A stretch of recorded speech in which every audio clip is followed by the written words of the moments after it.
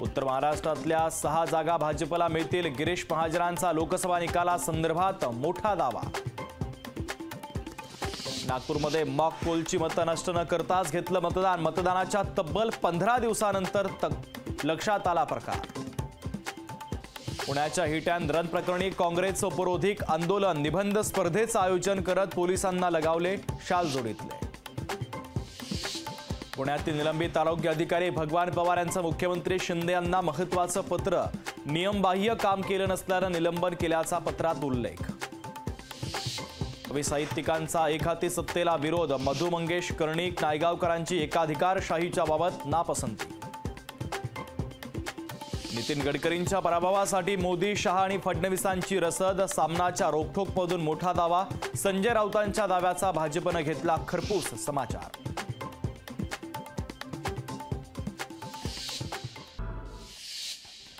मुंबईच्या अंधेरीमध्ये 29 आणि 30 मे रोजी पाणी नाही। जलवाहिनीच्या कामासाठी पाणी पुरवठा बंद ठेवण्याचा पालिकेचा निर्णय।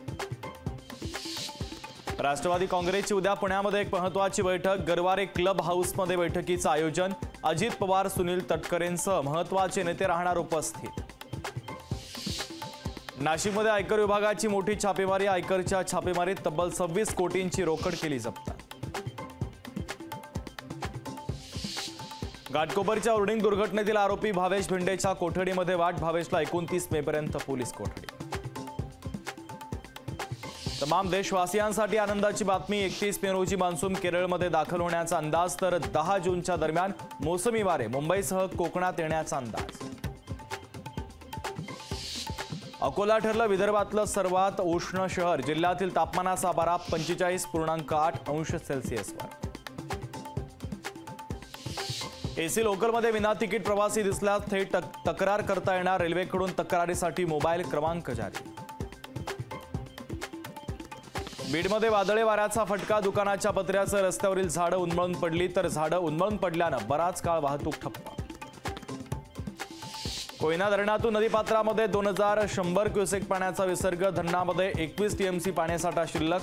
सांगली पाटबंधारे विभागाच्या वतीनं पाण्याची मागणी वाढल्यानं पाण्याचा विसर्ग सुरू। शिवराज्याभिषेक सोहळ्याला मोदींना निमंत्रण। सांस्कृतिक कार्य मंत्री सुधीर मुनगंटीवारांची माहिती, तर 6 जून पासून शिवराज्याभिषेक सांगता सोहळा। ईश्वरराज पेरुमल मंदिरामध्ये वैकसी ब्रह्मोत्सवम। उत्सवाच्या निमित्तानं रथयात्रा। रथ ओढण्यासाठी भाविकांची अलोट गर्दी। कराडमध्ये लोकसभेच्या निकालापूर्वी सेलिब्रेशन। शशिकांत शिंदेंच्या अभिनंदनाचे झळकले बॅनर। खंडाळा तालुक्यात कार्यकर्त्यांना झाली अभिनंदनाची घाई। राज्य बोर्डाच्या 10वीच्या परीक्षेचा उद्या निकाल। दुपारी 1 वाजता विद्यार्थ्यांना ऑनलाईन निकाल पाहता येणार। Pune hit and run. लोकशाही मराठी ऐका, पहा, जागरूक रहा।